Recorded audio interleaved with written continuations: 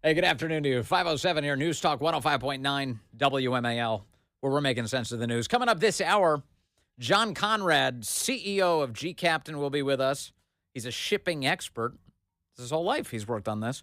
He'll tell us how it is that you can move water from the ocean to on top of a fire with some ease. It just takes the right equipment and the will to do it. John, with a lot of good information coming up at 5:30. And you can join us at 888-630-9625, 888-630-WMAL. Another very busy news day for you. My next guest is, he's kind of a big deal. He is the former general counsel to the Office of Management and Budget during President Trump's first administration. And now he's the incoming general counsel of the Office of Management and Budget in Trump's next administration. Mark Paoletta is with us now. Mark, good to have you back with us, sir. Hey, Vince, thanks for having me on. And I should point out that you're also the senior fellow at the Center for Renewing America and the co-editor of the book, Created Equal, Clarence Thomas in his own words. Mark does it all. Mark, today I want to talk to you, as I often do, about how ridiculous these Democrats are being as they try and undermine the United States Supreme Court. So throughout the last few years, you and I would have conversations of what these Democrats were up to. And as I understood it, the Senate Democrats had been conducting some sort of investigation for over 2 years into the United States Supreme Court to prove that there were all sorts of ethics lapses or something. And they really had it out for Justices Clarence Thomas and Sam Alito. So after all of that time, what were their findings? What did they produce? It was so bad, Vince. They issued a report on December 23rd, on a Saturday morning, when I think Congress left town that Friday night. It was such a dumpster fire of lies and smears on the justices, and they even went after Justice Scalia in it. But it was completely wrong. They said that the justices violated ethics rules for taking vacations with their friends, and then that they didn't recuse from cases because they have wives who are active, who have opinions and expressed opinions, and they were supposed to recuse from cases, the January 6th cases, right? And there's nothing worse. And there's nothing worse than a wife with her own opinions. Those Democrats said that's so crazy. Right, and flying a flag, the Appeal to Heaven flag, which flies outside my home, is somehow, Sam Alito has to recuse from the cases. It's this pure gaslighting, and it's all to undermine the Supreme Court, right? This kind of started, as we talked about, back when Schumer, right, literally physically threatened with physical violence, Kavanaugh and Gorsuch, if they didn't vote the right way on a case. And why is that? Because the court was moving right. It was no longer this left-wing, reliable vote to do abortion on demand and a race-based affirmative action and all these crazy things. And they wanted to undermine their integrity, right? Scare them. And of course, they did have assassination attempts on justices. Well, speaking of that, I mean, we're talking about the Senate Judiciary Committee. So if there are threats to the judiciary, isn't that the kind of thing that Senate committee should investigate? Yeah. In fact, it was shameful. Both them, right? Both the Senate Democrats and Merrick Garland did nothing when you had protesters, right, which is against the law to go outside of a justice's home to intimidate them. And they did it to Justice Thomas. They did it to Justice Kavanaugh. They did it to all the conservative justices. Didn't do it, of course, to the liberal justices. So they didn't care, right? And so that's what's shameful about it. The other thing, of course, is, as I always like to point out, this idea of recusals, right, and conflicts of interest, right? The justices have an ethics code. They abide by an ethics code. The executive branch has an ethics code that I abide by when I'm in there, right? It's a criminal provision in the executive branch. Well, lo and behold, the Senate does not have an ethics code, a recusal code or law that applies to them. And in fact, Whitehouse and Durbin, and I've written on this, have repeatedly helped their spouses with official actions, help their spouses' clients, but their wives are consultants and the like, and they have taken official actions repeatedly. So it's at the height of sort of the chutzpah of these guys to be going after two honorable people, in particular, as you said, Justice Alito and Justice Thomas, two of our greatest justices. So the report produced no meaningful headlines of any kind. It was released on December 23rd. You've worked in and around government for a while, Mark. If you had a gangbuster report that you really wanted to release and get a lot of attention, would you release it on December 23rd? Is that a good idea? They released it like at 7 a.m. in the morning. I was having a cup of coffee, and somebody sent me this, and they hadn't even released the report. They gave it to, I think, maybe the New York Times that wrote some lame story on it. And the crazy thing, Vince, is that they cite the most non-credible sources. Fix the Court, you've heard about this left-wing group where their own executive director, Gabe Roth, failed to file to disclose he was lobbying the Congress. Like, he had his own ethical issues. Inventing this is a gift that Justice Thomas allegedly got. He stayed at his friend's summer home, visiting his friends, like while they're there, spending 4 or 5 days with them, and they counted that as a $288,000 gift, right? When, right? So obviously ridiculous, staying at a friend's home, at their summer home with their friends there. And at the same time, right, literally during this Christmas vacation when that report came out, Joe Biden is down in St. Croix taking over Donna's house for the 8th time since 2014, right? Staying over Thanksgiving at David Rubenstein's house, $35 million mansion, never reporting them. And those folks aren't there. They just take over the home as a private vacation villa. And so that's the attacks on the court. The great thing is, I think the American people are so sick of it and they don't believe them. And we saw this with President Trump, right? Like, the attacks by the left and the media backfired on them, right? And so, like, everything on Donald Trump, they absolutely discounted. That's why he was elected in the landslide. The Supreme Court, the day that report was issued, they are at their highest approval rating in more than 2 years. Okay, and it's 3 or 4 times higher than the Congress. Congress's approval rating is at 17% and 75% disapproval, right? Yeah. So these attacks on the court, their approval rating has gone up in the past 2 years, right? Because I think they realize they're going after the court. They're trying to muscle them. They're trying to control them. Yeah. The wonderful thing, of course, is that the court didn't break, right, over these past few years. And I think a lot of that is Justice Thomas and the example he has set over 33 years. Yep. But, when you think of Dobbs, when you think of Harvard, the Harvard case on affirmative action, the unbelievably great presidential immunity case decision by Chief Justice Roberts, right? Loper Bright ripping down the administrative state. Yes. I mean, all great opinions when they've been under fire, right? And so it's a great, it's a dumpster fire of a report. I refer your listeners. I wrote a long piece on it. I've written a bunch on it. My website is markpaoletta.com, where I have all my op-eds. Yeah. Pure lies.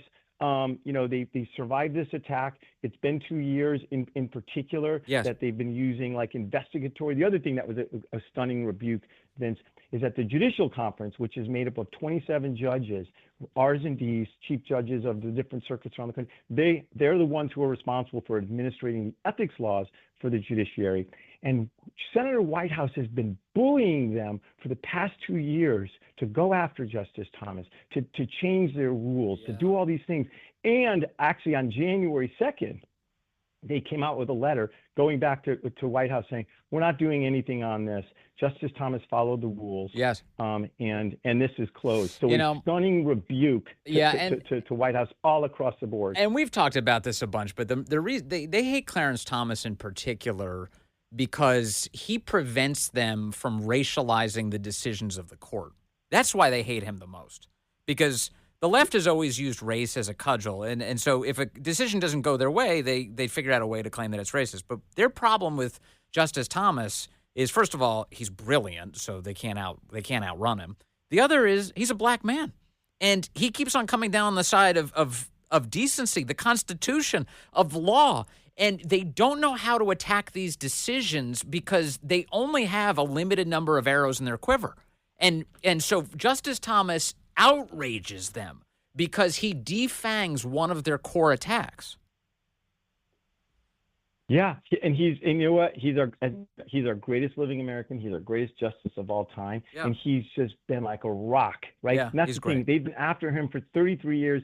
They want to destroy him because he's this black conservative who stands up to him and doesn't break, and it infuriates him. And here's the kind of the secret, right? But it's really hidden in plain sight. But Black Americans agree with Clarence Thomas on all the issues, right? From affirmative action to voter ID to defund the police to even like third-term abortions, right? Third trimester abortions. It's the black liberal leadership that is way out of sync, right, with the progressives and do not represent the black community, and that's why they hate Clarence Thomas. Yeah, that's really why hate the him. black leadership, because they get to run their grift on all of these issues. When in fact, and you saw it in the elections, right? Black Americans voted for Donald Trump because of those issues, right? On all those issues, Yeah, crime, right? Locking up criminals, deporting illegal aliens, not inventing new rights for people, who are illegal aliens. So it's so encouraging to me that this Senate investigation absolutely created. Remember, Vince, they were going to pack the court. They were going to add justices to the Supreme Court to literally control the opinions of the Supreme Court, right? That completely cratered. And I do think the American people, that was part of the election in November. Yes. And they absolutely rejected the Democrats' assault on the Supreme Court. Well, It's nothing about ethics. These are ethical people. It's the Democrats, right, in the Senate. Joe Biden, think about that, right, in terms of the projection, even on this Alito story about, Donald Trump calling him for a job reference. That's like completely normal conduct. Yeah. But guess what? You have Joe Biden, right, helping his son, his grifter son, lying about it for years, literally photos coming out showing he's actually meeting with these business associates, and then he pardons his son. And they're talking about a phone call between Trump and Alito. So let me, I want to break this down a little bit for people because I wanted to ask you about that. So this is the big new ridiculous scandal that they're focusing on the court with. Justice Alito has a former law clerk by the name of William Levi. William Levi. He's a friend of mine. He's a friend of yours. Okay, so this you have more perspective on this. William Levi is applying for a position. He's being considered for a position in the Trump administration. So, if you're listing your references down, like, hey, who are you going to put down as your references? Obviously, if you worked for Justice Alito, he's one of your references, so long as you still have a good relationship with the guy. And so William Levi says, okay, Justice Alito, one of my references. So President Trump, doing his due diligence, reaches out to Justice Alito to say, what do you think of this guy, William Levi? That's as simple as it gets. And the left is saying, well, Trump has business before the United States Supreme Court this week because he's raising this appeal about what's going on in Manhattan as they try and sentence him tomorrow. And so, therefore, this is a conflict of interest, they're screeching. He's not allowed to do this. How do you break it down, Mark?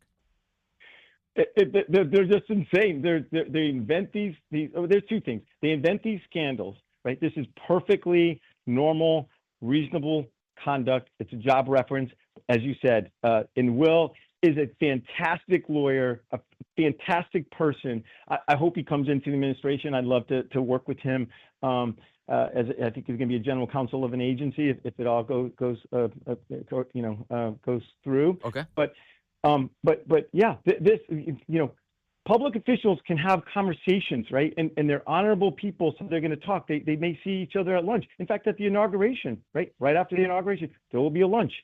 Justices will be there. The president will be there. Members of Congress will be there, right? They all have business before, whatever you want to call it, right? But they're not going to do it. It's a normal thing. You go out to lunch with friends. You go out to lunch. But this is how they try to create a scandal, create some kind of issue when there's nothing there at all. And now I'm encouraged because of how the American people saw this and sort of voted on November 5th. Yeah. All of this stuff. And it shows you the media, right? The media hates the court. The media, right, wants to intimidate these justices. Yes. And, and it's not fun to be accused of it. I think, Justice Thomas is the strongest and greatest. This stuff kind of rolls off him. But, going after all the justices, I think Justice Alito remember when they went after him, he wrote a couple op-eds in the Wall Street Journal, which further infuriated the left that he was standing up.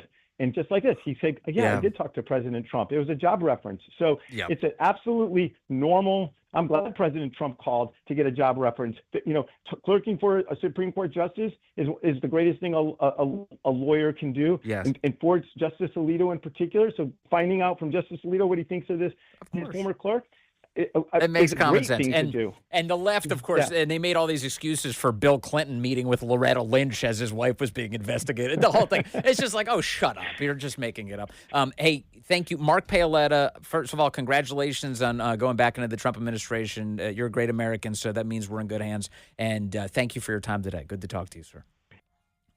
All right, some immigration news for you. The Laken Riley Act has cleared Senate hurdles with a lot of Democrats helping to push things forward. Senators clearing a first important vote today, 84-9, with 33 Senate Democrats, including Chuck Schumer, joining every Republican today to vote yes to advance the legislation, which would mandate, this is the Hill, federal detention of immigrants, that would be illegal aliens, accused of theft, burglary, and other related crimes. So it gets moved forward a little bit, although I did see that some Democrats want to add amendments to it. They don't want to.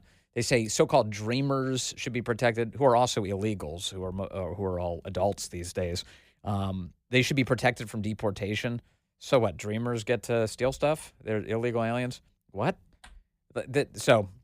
Anyway, a lot of people in the Senate voting for this today. Also, I have some audio for you coming up. The long promised but soon to be delivered audio of Biden's ICE director. Do you even know his name? You know this guy's name? I gave you a hint already. It's a dude. Nobody knows who this is. But all of a sudden, he's out, and he's pretty aggrieved. It was a nightmare inside the administration. He's leaving soon, but he wants everybody to know it didn't have to be this way. The audio coming up. John Konrad's going to join us in a moment. He'll talk to us about taking the Pacific Ocean and using it to fight fires. It is possible. The details ahead. Hey, good afternoon to you. It's 5:34 here at News Talk 105.9 WMAL, where we're making sense of the news. You can join us today at 888-630-9625, 888-630-WMAL. Coming up, the current director of Immigration and Customs Enforcement, who's about to be out of a job, says regrets, he has many. He doesn't think the Biden administration handled the border very well. We got that audio ahead. But before we get there, though, I want to talk about what's going on in California and whether or not the Pacific Ocean may have been a useful resource during this fire. For more on that, I want to talk to a guy who understands the ocean better than most. He's John Konrad, the CEO of G Captain, a former drill ship captain and the author of Fire on the Horizon. John, great to have you with us again, sir. Thank you for having me. Always. Okay, so I was following you have a thread on X today on this subject that I found fascinating, where you talked about that it is actually possible to pull a lot of water from the ocean and get it on top of these fires. Tell us what is possible here. Absolutely. So you have to go back in history to the great San Francisco earthquake in 1905. And the Navy had this novel idea in 1906, 07. They said, what if we put a firefighting pump on a boat? And the Navy was actually drilling on these fireboats out in the bay when the earthquake struck. And, earthquakes don't affect boats. But what happened is all of the fire main pumps and the piping and everything else, it broke during that earthquake and the fires erupted. And all of those docks along the shore, they were all made of wood and they started catching fire and the firemen had no water. So someone came up with a brilliant idea. A fireboat is basically a mobile pump. And they brought the fireboats in. They put a hose under the dock to the fire trucks. Fire trucks beat their way out. And most of the city escaped via ferries because of the water provided from these fireboats. And this is what's most frustrating. Like, we don't seem to be learning the lesson. Same thing with the Maui fires. We have a watercraft, we have landing craft, we have fireboats, we have Coast Guard cutters. We don't use it. If you go to the Library of Congress, there are stacks of manuals and books teaching you how to do things like this. But it seems to be forgotten knowledge, and nobody's reading those books today. And, when we think of fireboats, I've seen the images. I saw some on your X thread today where you're looking at a fireboat projecting a stream of water, say, up onto a ship or onto a dock like you're describing in order to put out a fire that's somewhere either on the water or near it. But you point out that it's also possible for these fireboats to be used as pumps to feed water inland, right? Absolutely. That is their number one purpose. Like in San Francisco, my dad worked on the fireboats in New York City and used to tell me it's about cargo pumping capacity. So right now, Long Beach has two relatively new, built in 2017, massive fireboats. Then they have the sensors, the FLIR systems. They have a hospital on board. They have all the communication gear, but they also have these incredible pumps. So those two boats together can pump 80,000 gallons of water every minute. So they can fill up an entire Olympic swimming pool in just 8 minutes. And people have talked about using helicopters. Well, helicopters, it would take all day for a helicopter to empty a Olympic-sized pool. And you have the big planes that drop water. Those are great, but I think they have like 1 to 2,000 gallon per trip capacity, where these fireboats can pump 80,000 gallons a minute. Yes. And now, Shoreside. we've been There's been a lot of people debating why the fire hydrants were failing to produce the water that was needed to address these fires as they have been raging this week. And one of the explanations we've heard from California is that the water pressure dropped and there wasn't enough sort of backfill, enough water coming inside of the system to keep that pressure high. What you're discussing right now, would it be possible to keep that water supply flowing and that pressure high if we were pumping water out of the Pacific? Absolutely, 100%. That's what these boats were designed for. Again, going back to 1908, this is a lesson that we learned, and it's super frustrating. This is a lesson the Biden administration has particularly failed to learn. We had the massive ship, the Bonham Richard, catch fire in San Diego. Now, people think fireboats went to save it. No, they had these tiny little police boats that are meant for marina fires, and they were shooting water up, but the firefighters on board that ship, same exact problem. They didn't have enough pressure in their fire hose, because when you have big fire, you have multiple fire trucks, you have multiple fire hoses, and it's those multiple teams attacking at once that drops the pressure. So that's if San Diego had a proper fireboat. We have hundreds of billions of dollars of taxpayer Navy ships and facilities, and there's not a single fireboat in there. And then the Secretary of the Navy and Biden's CNO came back. They did a whole study, and they said, well, tugboats can do this job. Well, tugboats are needed for to move ships away, to move supplies, and they're not trained firefighters. They have a much lower pumping capacity. So we just get this thing, it just keeps coming back with the government. And it's not just the Biden administration. The Army has this joint logistics ashore ability. So they have these big oil tankers that can fill up with water, and they can park off the shore, and then they can send a barge, land the barge on the bridge, and they can put pipes up into the mountains, and they have booster pumps up. Well, our friend General Mark Milley, when he was Chief of Staff of the Army, he sold the majority of the Army watercraft equipment at auction. So this is the same equipment, same type of system, but the petroleum side that we used in the Gaza Pier. And we know that disaster ended up killing 3 Americans and completely failing at its mission. So, we just don't. I would love to say put the fireboats there today, but without the training, without the support from the federal government, even if they went with my plan, it would be a disaster. But hopefully Trump fixes this and increases the training budget. So Mark Milley sold off critical gear. I wonder if China told him to do that. Anyway, we'll get back to that. But the expenses that are involved here, John Konrad, I wonder if it'd be possible to afford it. California has been trying to install high-speed rail for no reason whatsoever. That project has exploded to well over $128 billion in expenses. What kind of money do you think we might be talking to get some of this critical infrastructure up and running? Well, like I said, some of it is there. Like these fireboats, they're existing. We paid for it in Long Beach. We don't have them in San Diego for our most important Navy base, but they're in Long Beach. But the money isn't there for the training, and particularly these firefighters. LA cut estimates between $17 million and $24 million from the fire department budget. Well, what's the first thing that always goes is training. And my dad, a firefighter, says you rise to your level of training. So if you're not training with this fireboats, if it's sitting pierside because you can't afford the fuel and you can't afford the overtime and you can't afford the training instructors, you might as well be useless. One of the things that I've seen, I asked openly this question yesterday. I was curious, why can't they use this ocean water to douse the fires? And I don't know. I don't know what the answer is. And I'm obviously you're in a much better position, which is why we're having you on to talk about it.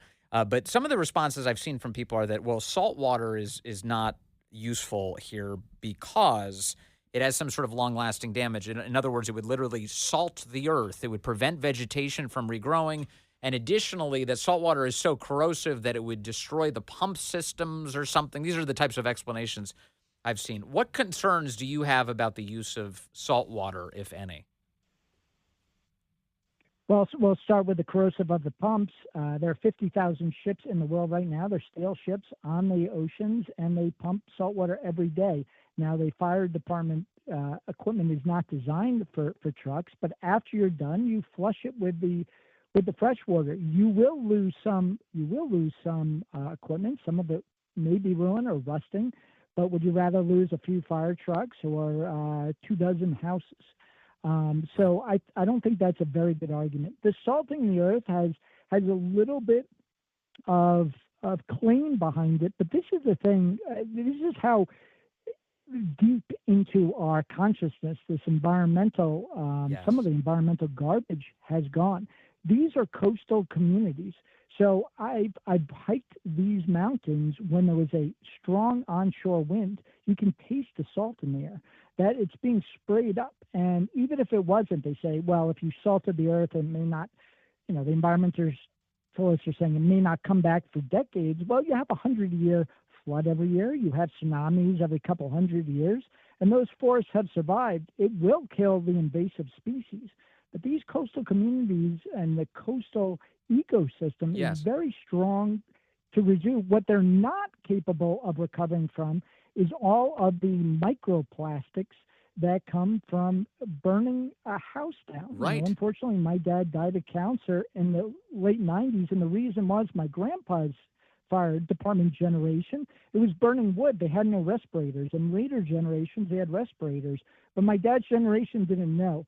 And between that and 9/11, they had more casualties from cancer in 9/11 than any other generation, the FDNY. So you burn a house, the environmental's there, and then you have the real nut jobs who are saying you're going to suck minnows up into the fire boats. Well, there are 50,000 ships in the world sucking minnows up. Are we just going to end all ocean commerce because of that? It's ridiculous. And you're right, anybody who lives in a shore community knows that comes with the extra burden of that salt corrosion, whether it's to your car or to your house. That's one of the primary considerations, that you're constantly dealing with the impact there of that. I noticed in your writings today that it's possible to desalinate water to a level that makes it more useful, but not necessarily drinkable, right? Like we have desalination that makes water drinkable, and that's pretty intensive. But you can kind of get to a middle ground, correct? Yes, but this goes back to how sad California is. So Morro Bay, the small fishing community in California, it's not as liberal as the other states. It's in the center, and they said when all these restrictions on, you can't water your lawn and all that, they built this large desalination plant because they had a natural gas, clean burning natural gas power plant right in town that gave them cheap energy. And they're 1 mile from Diablo Canyon nuclear power plant. And desalination and nuclear power are just, it's like peanut butter and jelly. They just go together great, because the problem with desalination is that energy cost. So first, California, even though they're environmentalists, they shut down this clean burning natural gas plant to use coal plants inland, because what it really is these rich people don't want power plants on the shore, right? So the coastal committee killed that power plant, and they refused to connect them to the nuclear power plant. So here's a town, the taxpayers of this small town paid for this desalination plant.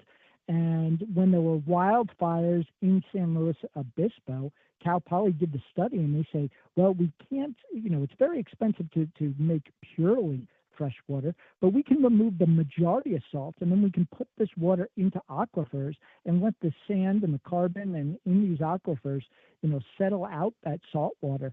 And it was an excellent plan, but it was killed by these environmentalists again. So Morro Bay ended up closing the desalination plant. And the saddest thing about that is not these, the taxpayer, the local taxpayer still has to pay for all of this, even though it's closed.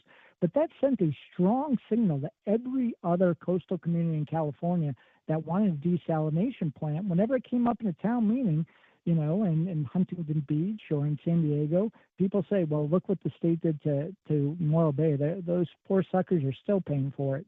So it just, that's how insidious some of these politics are. Here's a town within a mile or 2 miles of a nuclear power plant, when they built it all on their own, and just, these state bureaucrats, environmentalists completely shut them down. Amazing. Insane, actually. John Konrad, really appreciate your expertise as always, sir. Nice to talk to you today, and thank you for being a guy who focuses on solutions. Good to talk to you, sir. Should Joe Biden have locked down the southern border a lot sooner? Well, now that the election is over, the current ICE director says absolutely he should have. I'm sorry, what? There's a fella called P.J. Lechtleitner, the acting Immigration and Customs Enforcement Director. We haven't heard his name very much, have we? He doesn't sound that happy about the way things have been going. He was asked by MSNBC, NBC News about this. Should he have locked down the border sooner? Here's what he says. Do you think that Biden should have taken that action earlier? Yes. Why? Yes. Absolutely, yes, he should have.